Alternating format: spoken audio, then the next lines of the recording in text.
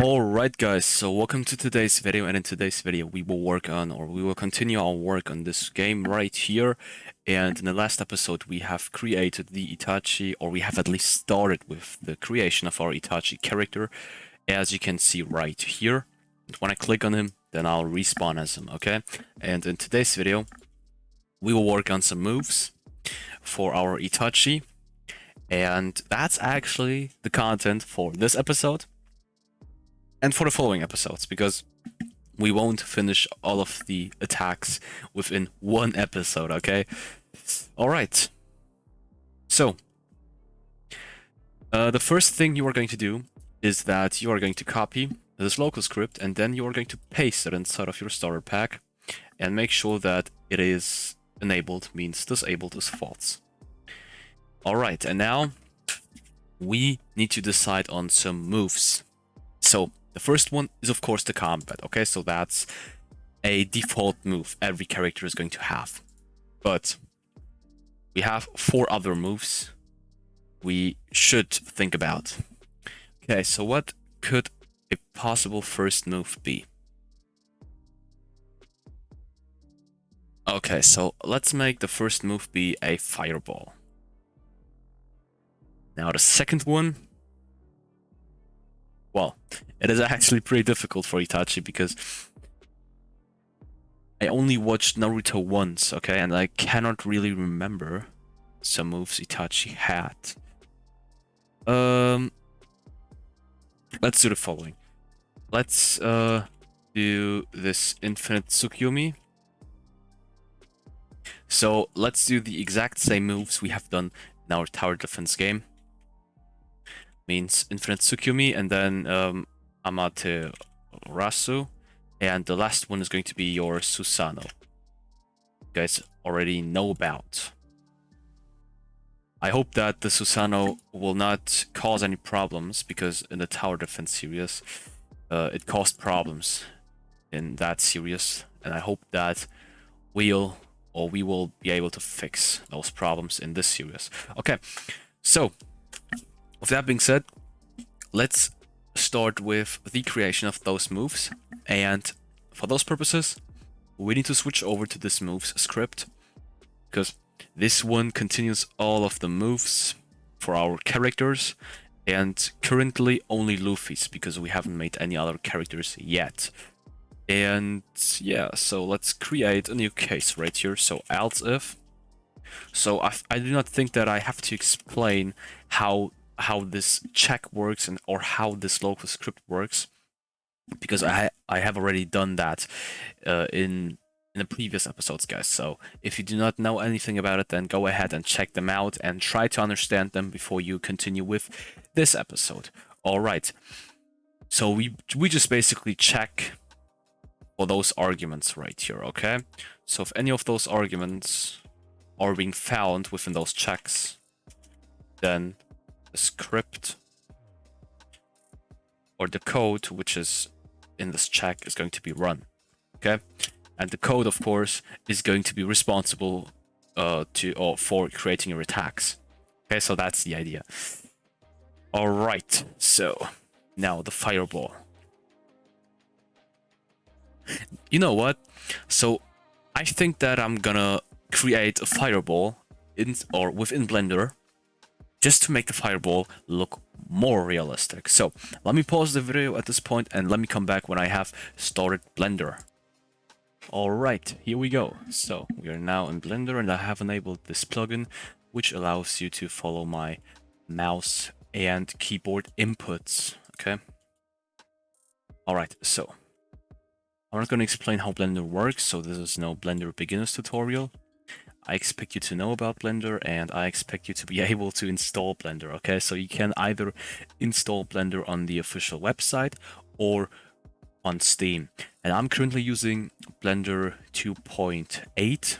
I know there are newer versions out of Blender, but I prefer 2.8 because, well, I've gotten used to it and it just seems pretty easy to me. Okay, so I'm gonna add this sphere, this icosphere, and I'm gonna, yeah, do some editing on this one. I think that we can even use this sculpt mode.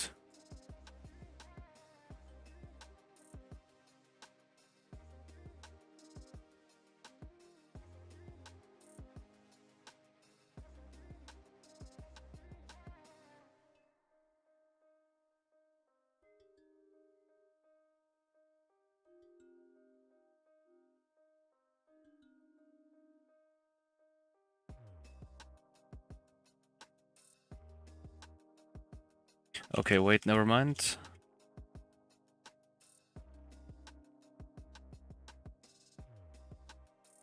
So I'm gonna subdivide this many times. Then I'm gonna come back to our sculpt mode. Okay.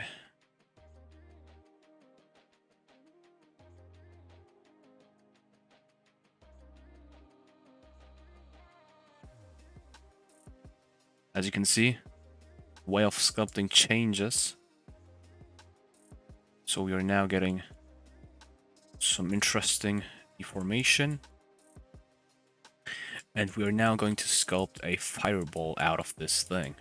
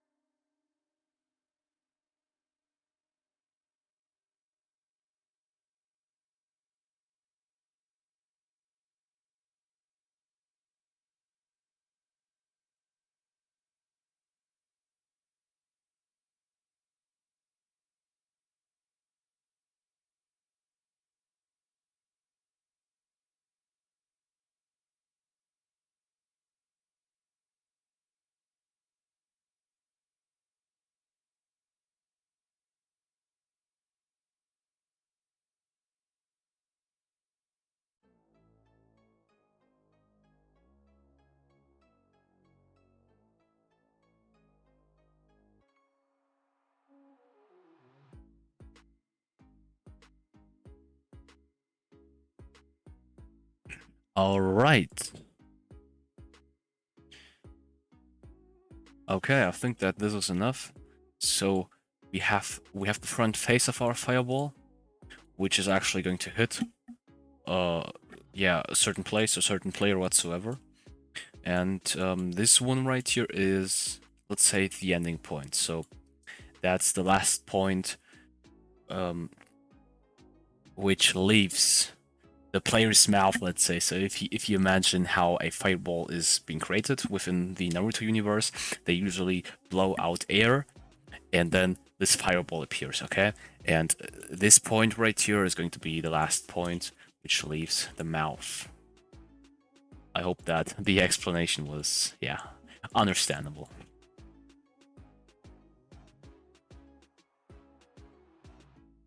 Okay, so shade everything smooth, and then it'll look like this. And then you can go to modifier and select the edge split modifier. But I'm honest, the front face, well, there is some things we could change about it.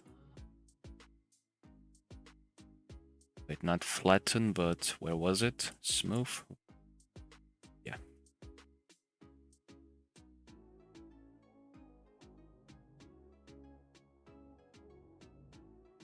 So let's just smoothen this thing, because as you can see down here, we have some kind of pattern. So you have those triangles, okay? And I want to get rid of them, because a real fireball from the Naruto universe does not have a triangle pattern in the front face as well, you know. So let's just get rid of that. And yeah, so that's the way on how you can create a fireball. Of course, this thing is not done yet, so there's still some stuff we can do. And I know that there is... So there must be a property somewhere in which I can define the strength of this sculpt tool, but I'm honest with you, I barely work with sculpting, therefore I do not know where that is, but it is okay because we have somehow managed to sculpt this thing. Okay, So this is our object at the end. Shade this thing smooth. Apply this edge split modifier. And here we go. So as you can see, we have 5,000 triangles. So down here, make sure that the number of triangles does not exceed 10,000, because when that happens, then you're unable to upload the mesh to Roblox Studio, because the limit in Roblox Studio is 10,000 triangles. And if you run into this problem, then I can recommend you to go to Add Modifier and then select Decimate, and then just move this bar to the bottom till the amount of triangles is below 10,000, okay? And then go ahead and export everything. Okay. It looks weird, to be honest. Well, never mind. Okay, so let's export this thing by going to File, Export, and then OBJ, and then select a certain spot. So I'm going to pause the video, I'm going to do that, and then I'm going to come back into Studio. Alright, there we go. Now, let's insert a mesh port. So right-click on your workspace, and then insert object, and then select this mesh port. Let's call this one Fireball. And let's go to this folder symbol. And now add your Fireball to it. Okay, there we go. Now we can, size this thing, we can move it whatsoever. So I'm gonna apply some of the materials we'll need for this Fireball.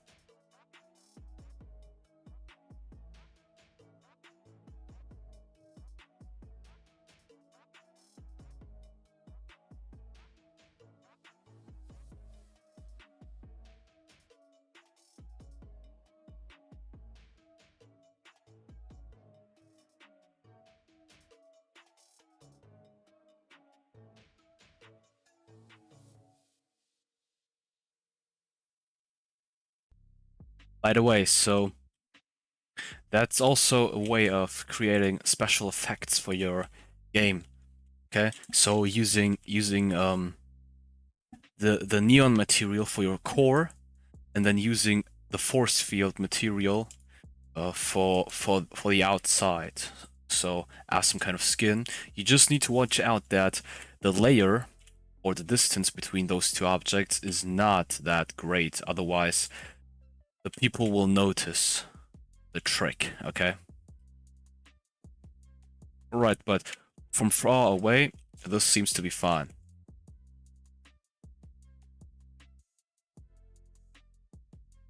Okay, so let me move this outside skin, or the skin, instead of our core Fireball, and let me add this weld constraint, which just welds this skin to our core, means the outside to the Fireball.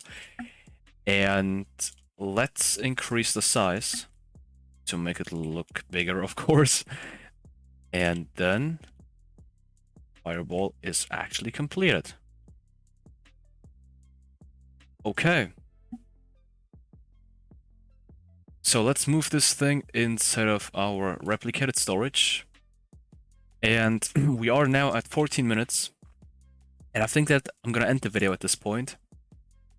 And I'm going to continue with the whole scripting in the next episode, because, well, I don't see the point in scripting now, or to start with a script now, just to end it after 5 or 10 minutes when it still is incomplete, okay? So let me end the video at this point, and thank you for watching, guys. If you have enjoyed this video, then please leave a like, subscribe, share this video to all of your friends, give me feedback in the comment section, and take care. See you in the next video.